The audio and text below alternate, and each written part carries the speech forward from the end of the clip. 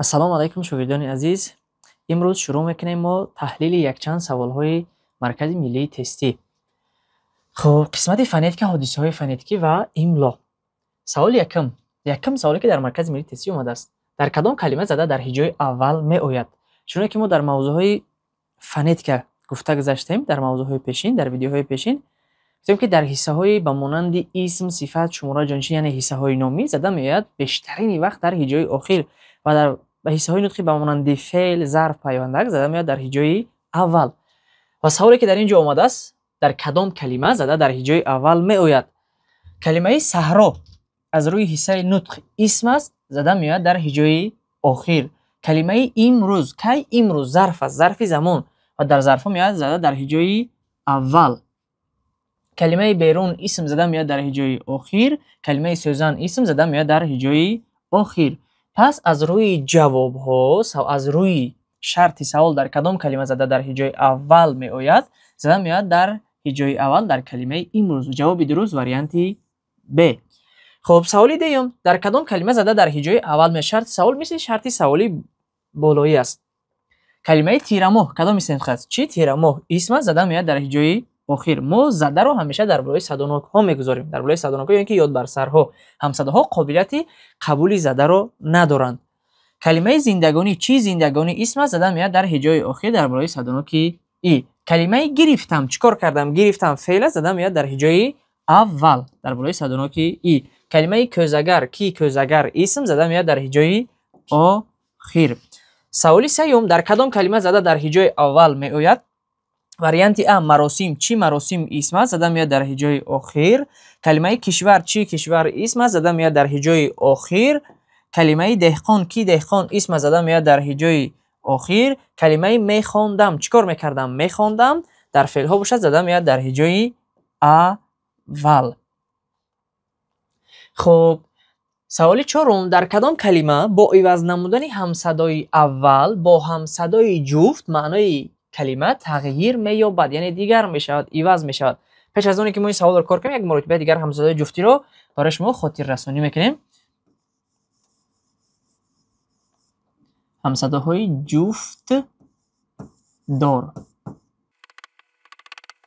хуб, мисол мо дорем ҳамсадои б ҷуфташ мешавад ҳамсадои п, в ҷуфташ ф, ғ ҷуфташ х, г ҷуфташ к, ж ҷуфташ ч, ж ҷуфташ ш, з ҷуфташ с, д ҷуфташ т. ҳашто ҳамсадое дорем ки бо якдигар муносибати ҷуфтӣ доранд. ҷуфти боло буда ҳамсадаҳои ҷарангдор ҳастанд ва ҷуфти поёнбуда ҳамсадаҳои беҷаранг.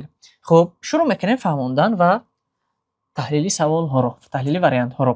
Дар кадом калима бо иваз намудани ҳамсадои аввал бо ҳамсадои ҷуфт, бо ҳамсадои ҷуфташ бояд мо иваз кунем, ғайри ҷуфт не. маънои калима тағйир меёбад. хуб, мисол ҷуфти ҳамсадои в кадом ҳамсадо аст? ф аст. Калима васл, агар мо ба ҷои в феро гузорем, мешавад фасл. маънои калима иваз шуд. Калимаи сард, ҷуфти с ҳамсадои з аст. Агар мо ба ҷои ҳамсадои с зеро гузорем, маънои калима тағйир меёбад. васл, фасл. маънои калима ба пуррагӣ тағйир ёфт. пас ҷавоби дуруст мешавад варианти а.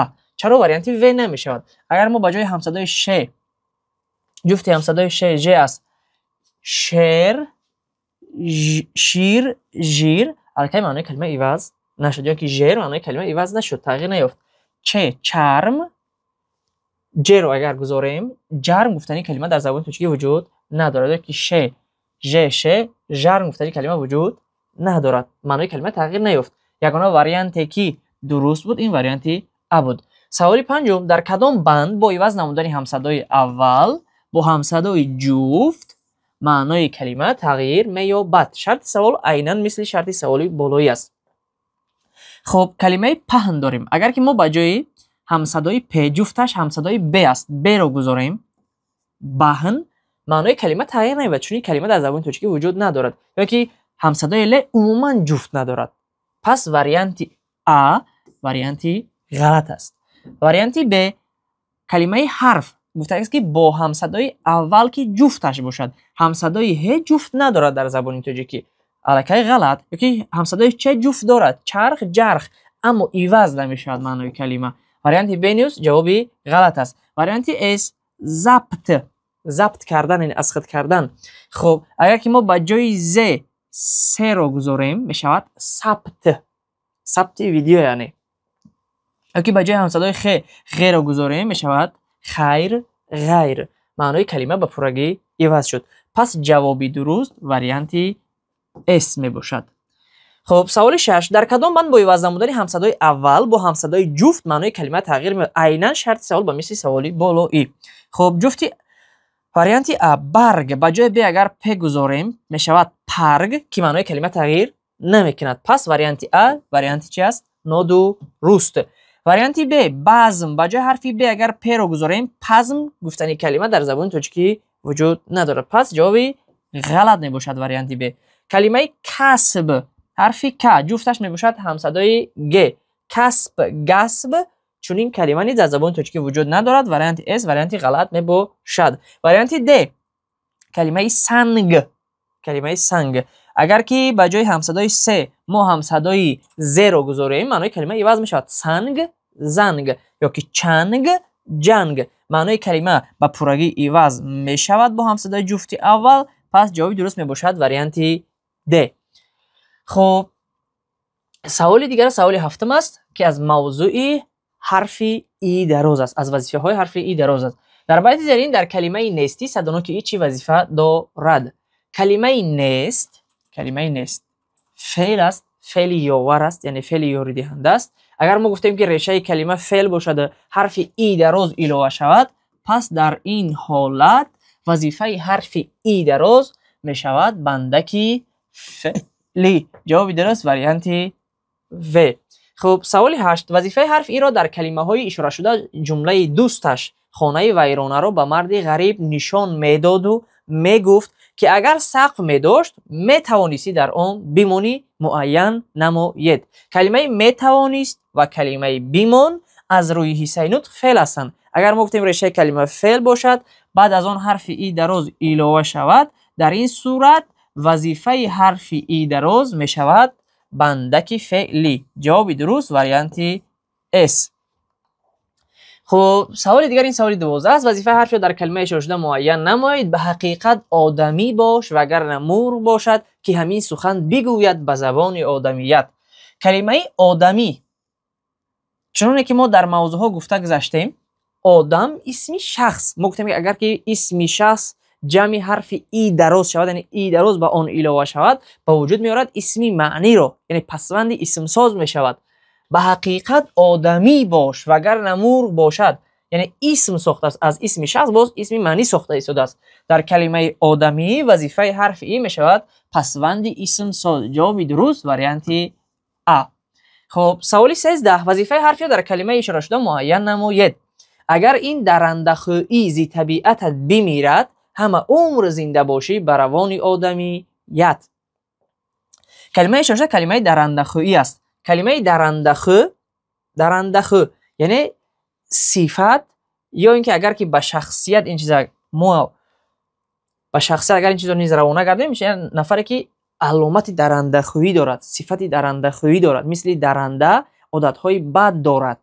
معنای کلمه خو در اینجا میشود عادت خصلت یعنی عادت‌های مثل حیوان دارد مثل حیوانی درنده دارد. صفت چخیل درنده خو و موافق آنه که ما در فرمول ها گذاشتیم در وظیفه حرفی صفت جمع حرف ای دراز می شود پسوندی اسم ساز. جواب درست واریانت ا. باز در این مصرع شعری در مصرع دوم شعری ما کلمه باشی داریم. در کلمه باشی وظیفه حرفی باش اساس زمان حجره فعل بود اساس زمانی گذشته باش اساس زمان حجره فعل و وقتی که با اساس زمان حجره فعل حرف ای دراز علاوه می شود وظیفه حرف ای در اینجا می شود بندکی فعلی. وظیفه حرفی دراز در این کلمه می شود بندکی فعلی. خب سوال دیگر سوال 17 هست. وظیفه حرفی در کلمه اشاره شده معین نماید.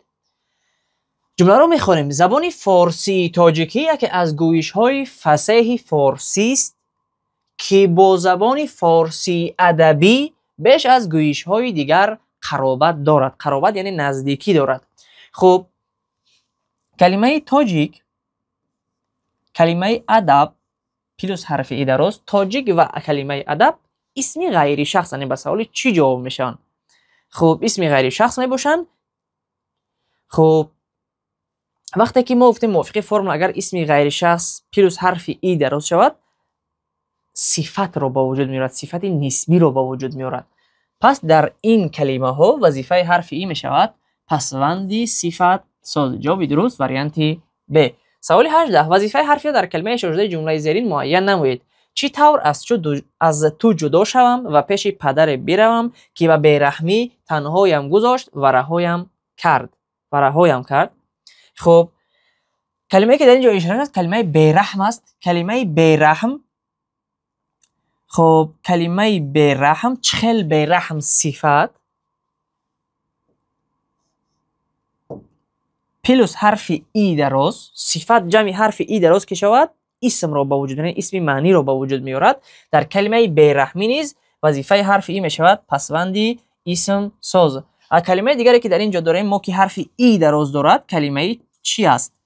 خب کلمه چی ما حرف ای دراز وقتی که حذف میکنیم میگیریم یک حرف چه باقی میماند، یعنی کلمه بی معنا می شود که در اینجا وظیفه حرف ای می شود آوازی ترکیبی کلمه. دو تا حالت داشت. یکم حالتش خب همین بود که اگر که ما از ترکیب کلمه حرف ای دراز رو گیریم حرف ای به معنا شود، معنایش گم شود، در اون صورت وظیفه حرف می شود بندک آوازی ترکیب کلمه. یا اینکه حالت دیگر اگر ما از ترکیب کلمه حرف ای دراز رو گیریم کلمه نو به وجود بیاید در این صورت نیز وظیفه حرف ای می شود آوازی ترکیب کلمه. خب سوال دیگر، سوال 21 در کدام کلمه ها حرف ای به وظیفه بندک خبری آمده است؟ مصرع شعری چون سبزه لطیفی درشتی مکن چون گل نازوکی خارپشتی مکن. خب در کلمه لطیف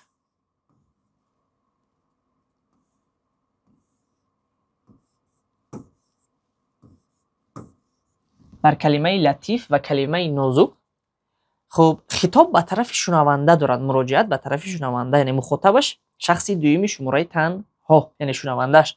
چون سبزه لطیفی یعنی میگه که تو که مثل سبزه لطیفی یا که تو که مثل گل نازکی درشتی مکن خارپشتی مکن، یعنی مراجعت به شخص دومی شماره تنها است، یعنی خبر داده ایستاده است.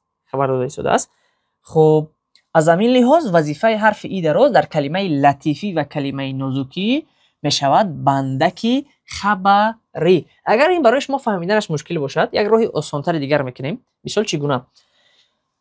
در مصرع یکم شعریمان ما دو تا جمله داریم. جمله مرکب است از لحاظ علمی نحو، از لحاظ علمی سینتاکسیس. چون سبزه لطیفی تا همین ورگل یک جمله ساده، بعد ورگل یک جمله ساده دیگر. اگر دیدین که همین فرمول صفت پلوس حرف ای دراز اگر ما با فرمول نظر کنیم باید بندک خبری نشود.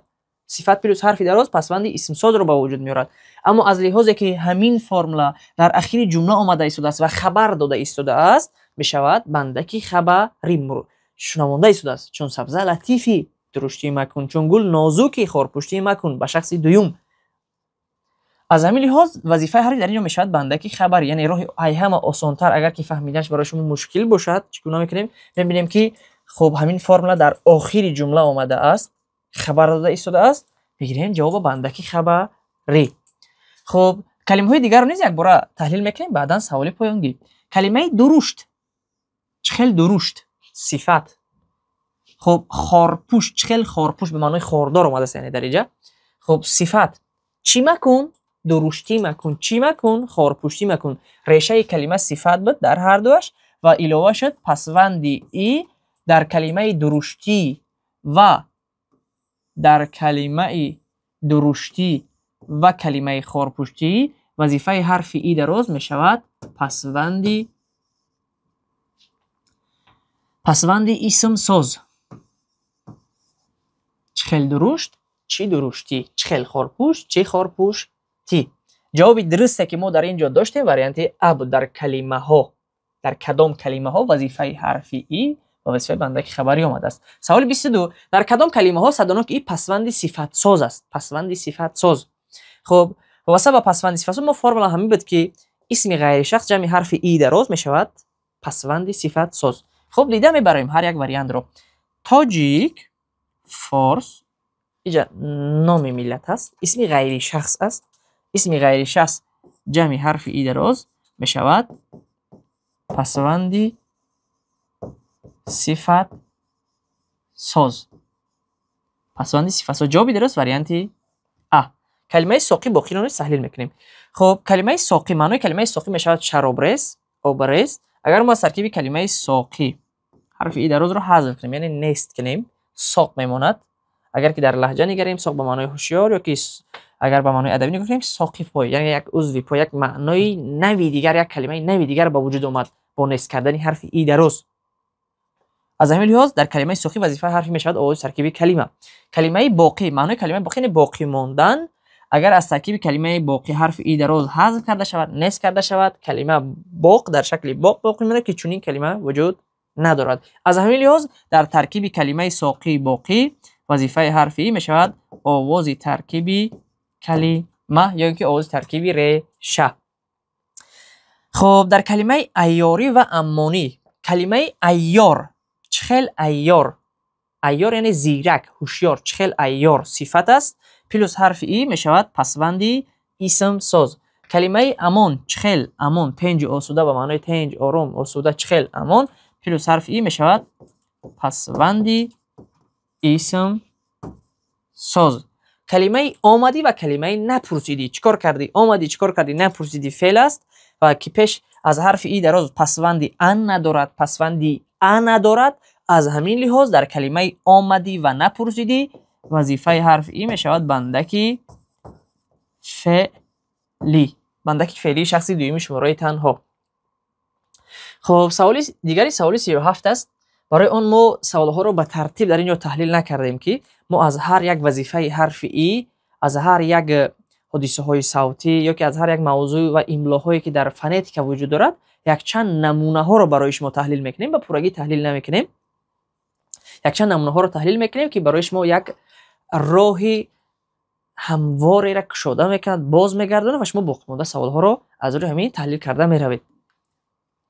خب در کدام کلمه ها صدانو که ای پسوندی ظرف ساز است؟ شرط سوال چنین است.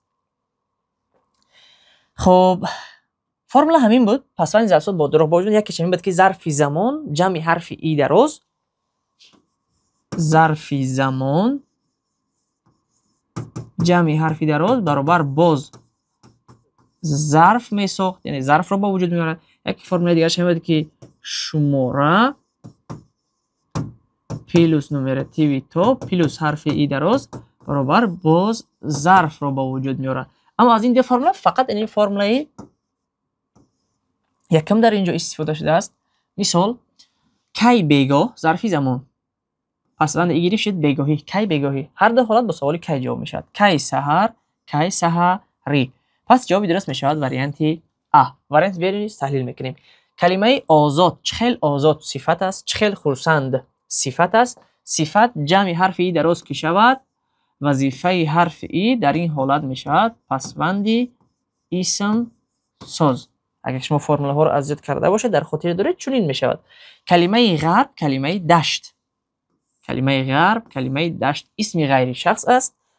اگر که به اسم غیر شخص حرف ای دراز علاوه شد با وجود میارد پسوندی صفت ساز یعنی صفت رو با وجود میارد. کلمه آمد کلمه رفت فعل است پیش از حرف ای دراز پسوندی ان ندارد پسوندی انیز ندارد. از همین لحاظ وظیفه حرف ای دراز در اینجا می شود بندکی فعلی. خب چرا در اینجا پیش از این گفتم که پسوندی ان و پسوندی ا؟ اگر که ریشه کلمه فعل می بود پیش از حرف ای دراز پسوندی ان می آمد در این حالت وظیفه حرف میشد پسوند صفتی فعلی ساز. مثال آمدنی خوردنی گفتنی یا که گفتیم که اگر که ریشه کلمه فعل باشد و پیش از حرف ای دراز پسوندی ا آمده باشد در این صورت می شود وظیفه حرف ای بندکی خبری آمده ای گفته ای نوشیده ای دیده ای درآمده ای. در این صورت بنده که خبری میشود. از همین لحاظ ما گفتیم که اگر ریشه کلمه فعل باشد پیش از حرف ای دراز پسوندی ان نباشد، در این صورت جواب میشود بنده که فعلی. سوال 38 از املای حرفی ا و حرفی اوی عادی است. در کدام کلمه ها با جای ا حرفی او نوشته شده است؟ میبینیم با جای حرفی ا میگه حرفی اوی عادی نوشته، یعنی غلط کردم. خب ما داشتیم فهرست و استثناهایی که در آن کلمه ها حرفی اوی دراز نوشته نمیشد. در موافق املای زبان تاجیکی، املای آخران که 30 یونی سال 2021 به تب رسید، خب پیش از حرف ه اوی دراز نوشته نمیشد. استثناء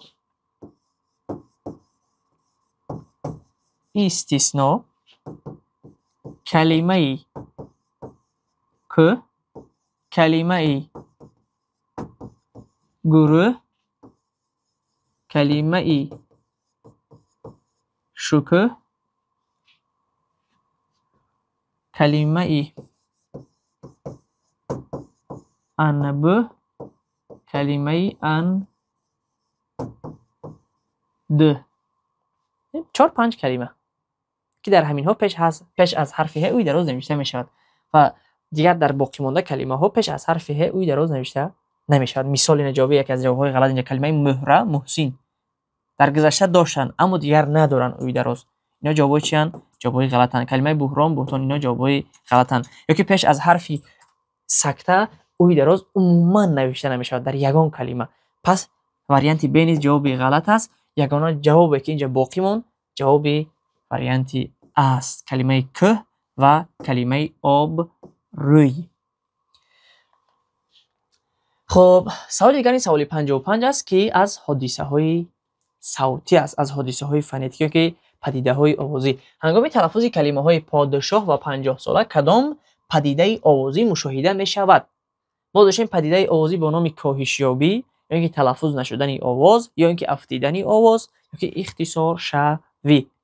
خب در کلمه پادشاه در نوشت می نویسیم پادشاه، اما در تلفظ عادی مقرریمون حرف ه را تلفظ نمیکنیم. پادشاه حرف ه تلفظ نمی شود. این کلمه می افتد، تلفظ نمی شود، اختصار می شود، کاهش می بود.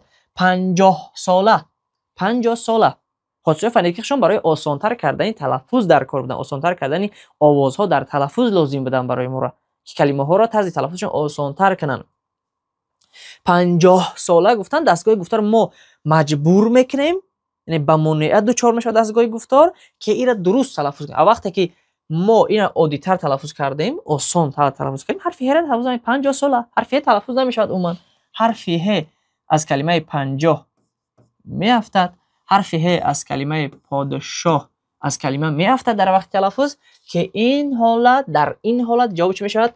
کاهش یافتن آواز ها. کاهش یافتن آواز ها. اختصار شوی آواز یعنی یکی خاصی نظم بد. به همین مانند است، اول خاصی نظم است. مثال مانندی دارند، از روی معنای لغویشون کاهش یافتن با اختصار شوی یکی است، اما در اختصار شوی آواز ها اینجا خاصی نظم است. چگونه؟ در نظم مثال کلمه شکل پورش هست و از برای اون که مصرع پایینی و بالای قافیه‌اش درست بافتد این را اختصار کرده می شود در شکل وز. یا اینکه در شعری که از کله و دیمنه ابوعبدالله رودکی است پند است، چون گفته می شود هر کی را ایزدش لخت هوش داد. در شکل پوره اگر باشد اونجا باید باشد که ایزدش، اما شاعر به خاطر وزن شعری شده در همین جا همین کلمه ایزدش همین را گرفته است اختصار کرده است، نوشته است که ایزدش. یک حرفی ا رو اختصار کرده است از کلمه هر کی را ایزدش لخت هوش داد، روزگار او را بسنده اوستاد. هر کی ناموخت از گذشته روزگار نیز نآموزد ز هیچ آموزگار. خب شروع میکنیم با تحلیل سوال 56. هنگام تلفظ کلمه های دستگیر و 700 کدام پدیده آوازی مشاهده میشد؟ پدیده گفتن حادثه فونتیکی رو در نظر دارد، حادثه های صوتی رو در نظر دارد و ما حادثه فونتیکی کاهش‌یابی که داشتیم در اونجا 3 تا همصدا اشتراک میکرد، همصدای د، همصدای ت، همصدای ه که اینها در بعضی از کلمه ها قابلیت تلفظ کردنشون پورا نیست میشید یا که بعضی کلمه قابلیت تلفظ کردنشون سست‌تر میشید. مثال در کلمه دستگیر وقتی که سه ت گ سه همصدا پای هم میان، دستگاه گفتار قدرتش نمیرسد که همین دیگه هر سه همصدا پای هم درست تلفظ کند. از این لحاظ حرف ت در دستگاه گفتار ما تلفظ نمیشه. دستگیر حرف ت کاهش مییابد، یعنی تلفظ نمیشود، میافتد از کلمه. 700 حرف ت تلفظ نمیشود در کلمه. اگر که مبادایی که حالت رو پرسد بگه که در کدام حالت یکی از همصداها تلفظ نمیشود، در حالتی که دو سه همصدا پای هم میآیند و در آن کلمه یکی از همصداها تلفظ نمیشود. این حالت دخل دارد به همصدای د و همصدای ت، و همصدای ه دخل ندارد. خب جواب چی میشود؟ در کلمه دستگیر و 700 حرف ت از کلمه میافتد، تلفظ نمیشود. پس جواب سوال میشود تلفظ نشدن آواز. سوال دیگر این سوال 58 است. در کلمه های مروت، محبت کدام حادثه صوتی مشاهده میشود؟ ما حادثه صوتی داریم در زبان تاجیکی با نام حادثه فونتیکی تشدید یا اینکه تکراری آوازها، یا اینکه تشدید. وقتی که در یک ریشه کلمه دو همصدا پای هم میآیند، در آن صورت این نوع حادثه فونتیکی چی مینامند؟ تکراری آوازها یا اینکه تشدید. پس جواب درست سوال میشود وریانت و، چون که دو همصدا و پای هم اومدن. خب سوال 59 در کدام کلمه تشدید مشاهده میشود؟ تشدید خاصی کلمه های ساده است، یعنی باید دو حرف یک خیله، دو همصدا یک خیله باید در یک ریشه کلمه دیده شوند، در یک ریشه.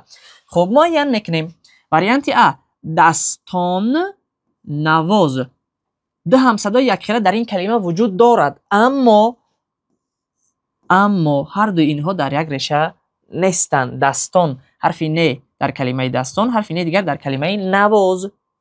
از همین لحاظ در کلمه دستان نواز تشدید دیده نمی شود. کلمه دست تنها دو ریشه دارد، دست یک ریشه، تنها دویم ریشه و دو حرف یک خیله در یک ریشه وجود ندارند. از همین لحاظ وریانت ب نیز وریانت چی است؟ وریانت غلط است.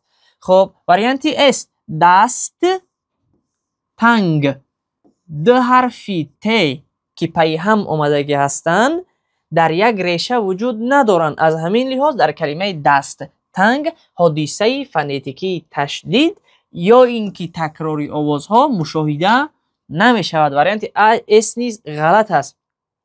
تشدید یعنی اگر از روی قاعده گیم پای هم آمدن دو همصدای یک خیله رو در یک ریشه کلمه مینامند تشدید یا اینکه تکراری آوازها. دون همت، دون یک ریشه، همت یک ریشه دیگر، اما در اینجا همین دو همصدای یک خیله م پای هم اومده در یک ریشه وجود که دارند. از همین لحاظ جوابی درست وریانت د می باشد. خب وریانت سوال 60 نیست، نمونه از همین سوال است. در کدام کلمه تشدید مشاهده می شود؟ باز یک مورد دیگه چنین تحلیل میکنیم که شما پرتر، درستتر، واضحتر موضوع رو اسخط کنید. در کدام کلمه تشدید مشاهده می شود؟ گرم میجاز. در کلمه گرم میجاز دو همصدایی که پای هم اومدن، همصدای م، هر دیشان در یک ریشه وجود ندارن. از همین لحاظ در کلمه گرم میجاز تشدید یا اینکه تکراری آواز دیده نمی شود. کلمه گمبوراس، گم یعنی براس دیوم ریشه. خب در کلمه گمبوراس ده حرف یک خیله، ده همصدای یک خیله در یک ریشه وجود دارند. از همین لحاظ در کلمه گمبوراس تشدید مشاهده می شود. جوابی درست، جوابی کامل این وریانت و است، یعنی وریانت ب است. خب سوال دیگر این سوال 73 است. حادثه فونتیکی جای وصل کنی آوازها هنگام تلفظ کدام کلمه ها مشاهده می شود؟ جای وصل کنی آوازها یعنی متتزه. خب قاعده چنین بود ایواز شوی همصداهای پهلویی را در وقتی تلفظ کلمه می نامند جای ایواز شوی. مثال خب در کلمه حلوا حولا حرفی ل با یکدیگر جای خود را عوض کردن. جای عوض خاصی همصداهای پهلویی است. یعنی که احوال او حال حرفی ه با و جایشان را در تلفظ عوض کردن که این نه حادثه فونتیکی را چی می‌نامند؟ حادثه فونتیکی جای عوض شوی یا اینکه متاتزه. جواب درست وریانت اس. خب در تلفظ وریانت ا رو تحلیل کنیم. در تلفظ کلمه من را مرا کی است کیست دیده می شود حادثه فونتیکی اختصار شوی.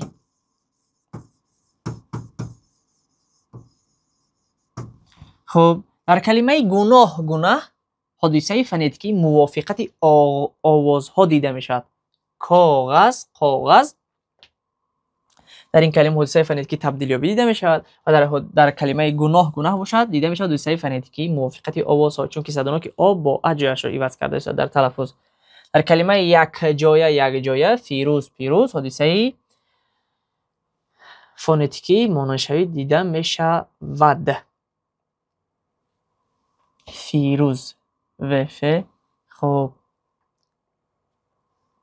موافق به جواب‌های مرکز ملی اگر گیریم در وریانت د حادثه فونتیکی تبدیلیابی بدل شوی دیده می شود اصلا وابسته به جواب‌های مرکز ملی. خب سوال 74 در تلفظ کلمه‌های دیدند و رفتند کدام حادثه فونتیکی مشاهده می شود؟ در کلمه دیدن ما حرف دیگر رو تلفظ نمی‌کنیم. دیدن، رفتن، آمدن، خوردن، نوشیدن. خب از همین لحاظ در این کلمه دیده می شود حادثه فونتیکی تلفظ نشدن آواز ها. سوال 85 هنگام عبارت سازی در کدام کلمه غلط راه یافته است؟ در همه جا مردم غزل‌های حافظ را خوانده هر مصرع آن را مثل جواهری تابناک در میافتند. ما داشتیم املای حرف سکته که حرف سکته در مابین دو صدانا که هیچگاه نوشته نمی شود با استثناء کلمه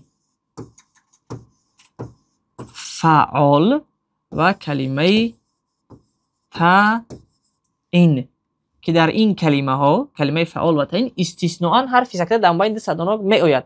سبب آمدنش همین است که در این کلمه نسبت به دیگر کلمه ها حرف سکته روشن‌تر تلفظ می شود، در دستگاه گفتار واضح‌تر تلفظ می شود. از همین لحاظ از این دو کلمه نبرداشتن حرف سکته رو، یعنی در مابین صدانا می آید. از دیگر کلمه ها حرف سکته وقتی که در مابین دو صدانا می آید از آن کلمه ها گرفته شده است. سببی که از این دو تا نگرفته شده است همین است که در اینها نسبت آنها خیلی واضح‌تر روشن‌تر تلفظ می شود. از همین لحاظ از اینها نگرفتند. خب اگر موافق قانون املا جواب کی است که هنگامی بارسوی در کدام کلمه غلط راه یافته است؟ در هر مصرع آن غلط یافته است. سببش همین است که حرف سکته در مابین صداناکی ا و صداناکی ای آمده است که در اینجا نوشتنش کاملا غلط می باشد. جواب درست وریانت ب. خب سوال 99 املای کدام کلمه نادرست است؟ یعنی املای حرف سکته را در نظر دارد. با داده قناعت کن و با داد بیزی، در بند تکلف مشو آزاد بیزی. در کلمه قناعت غلط راه یافته است. برای آن غلط راه یافته است که حرف سکته در مابین دو تا صداناک آمده، صداناک آ و صداناک ا. موافق قانون املا در این کلمه حرف سکته در مابین دو صداناک نوشته نمیشد. ما گفتیم که استثناء کدام کلمه ها بود؟ کلمه فعال و کلمه تعیین. تشکر زیاد به دقتتان شاگردان عزیز. این بود یک چند نمونه سوال های مرکزی ملی که ما برای شما عین حال تحلیل کردیم.